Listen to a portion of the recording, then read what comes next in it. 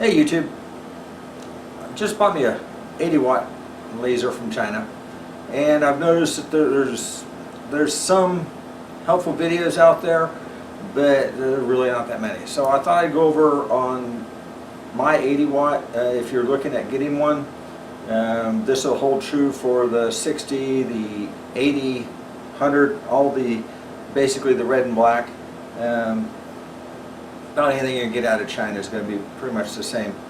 So I thought I'd go over some of them. Previously I had a K40, and one of my issues was, well, how big a difference is there between the K40 and the 80 watt?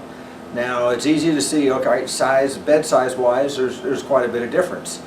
But should I get a 60 watt? Should I get an 80 watt? Should I get a 100 watt?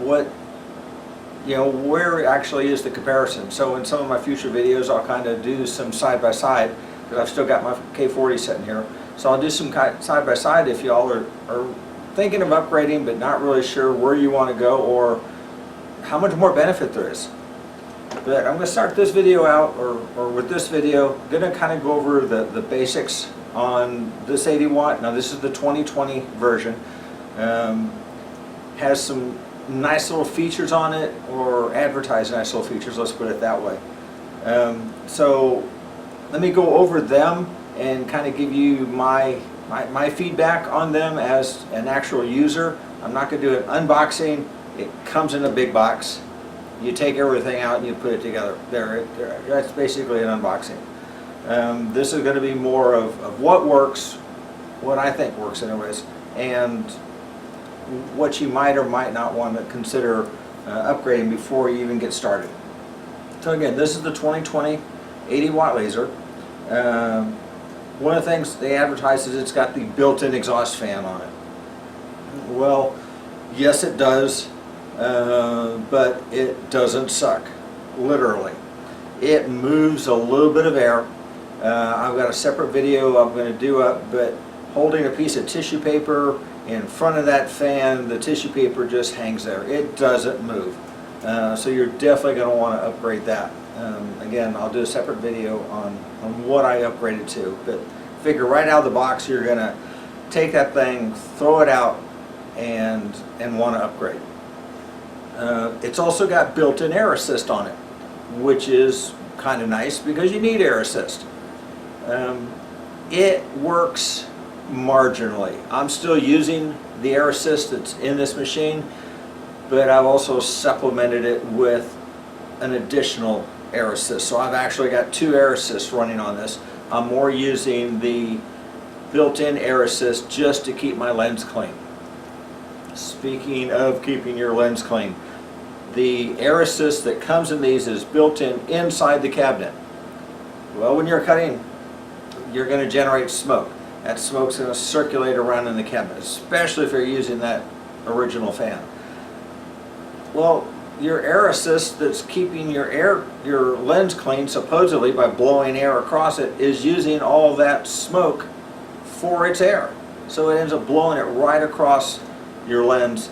I was fine. Mine was getting dirty just in no time. I was cleaning it a couple times a day while I was setting this up, doing alignments, that kind of stuff. So one of the quick and first things I did is I moved that stupid air assist outside the cabinet. Again, when I do a video on upgrading the air assist, I'll show you all where that's located at. It works.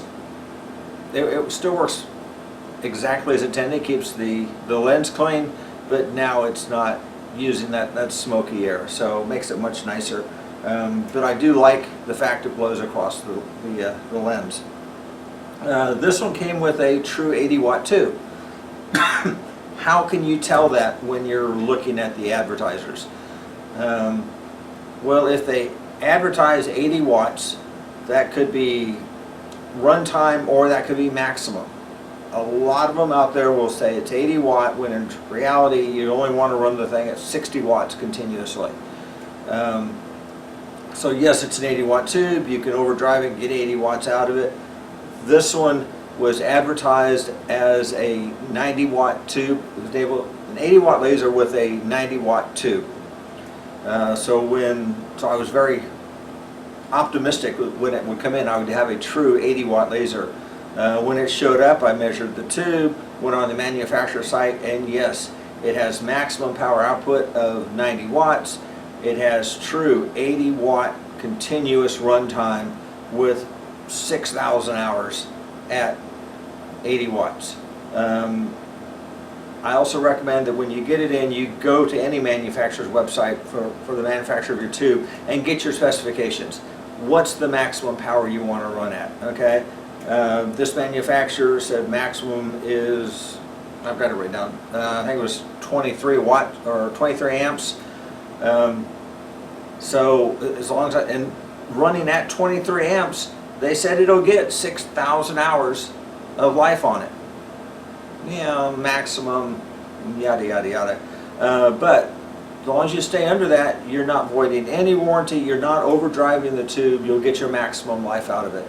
I tend to run more at like, you know, 30 to 40% is what I've been running on this. I think I'm cutting 1/8 inch at 45% because I just like the speed. And even there, I'm pulling like 13 amps. So I'm barely even driving the tube.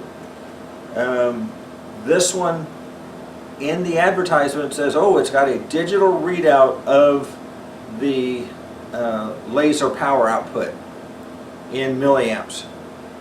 That was very cool.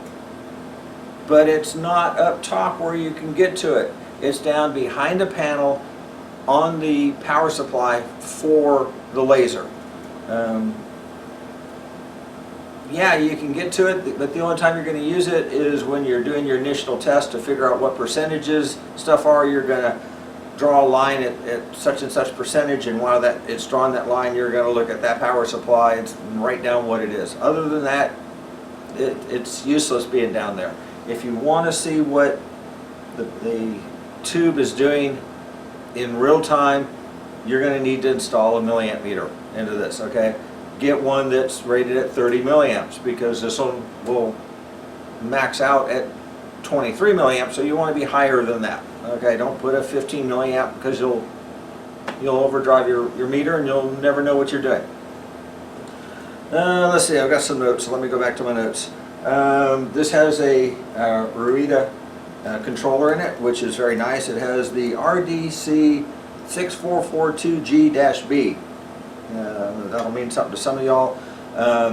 Basically, it's a nice little controller. I got it because I wanted to be able to use Lightburn, and Lightburn works very well with these.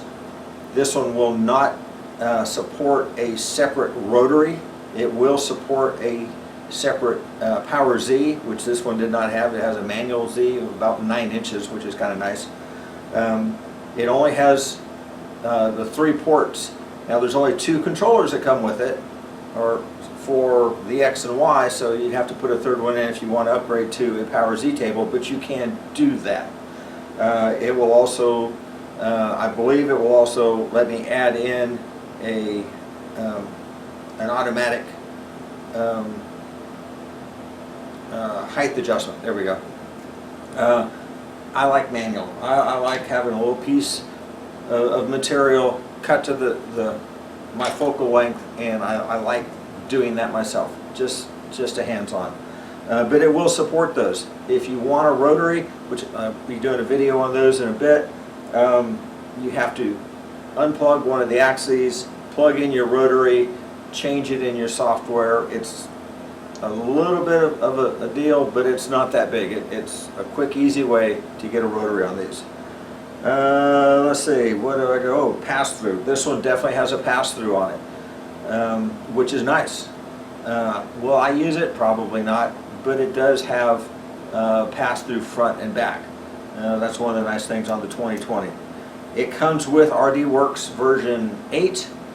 I'm not going to use it. I installed it the other day, but I'm not going to use it. I've been using Lightburn for 9 or 10 months on my K40 when I upgraded that to the Colson board, and I like Lightburn. My wife, who works with me on this, loves Lightburn, so we're just going to stay with Lightburn. It does everything I need to do so far. It'll read everything in and out of the controller. You can make setting changes, so Lightburn is great.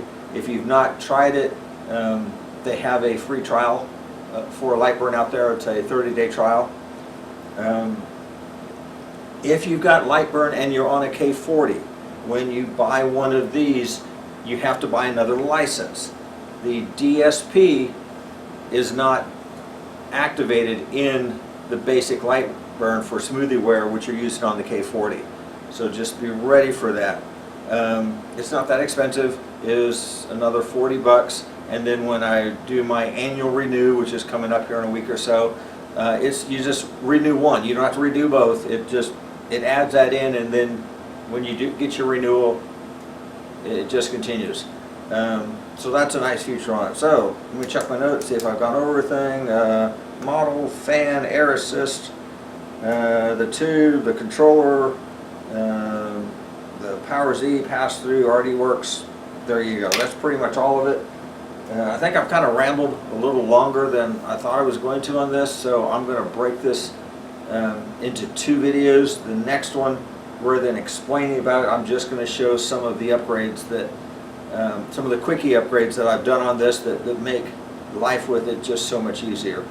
So hopefully this helps y'all. If you got any questions or comments, just please feel free to leave them. I always reply to emails also, so y'all can shoot me an email on this. And give me ideas what you might want to see going forward.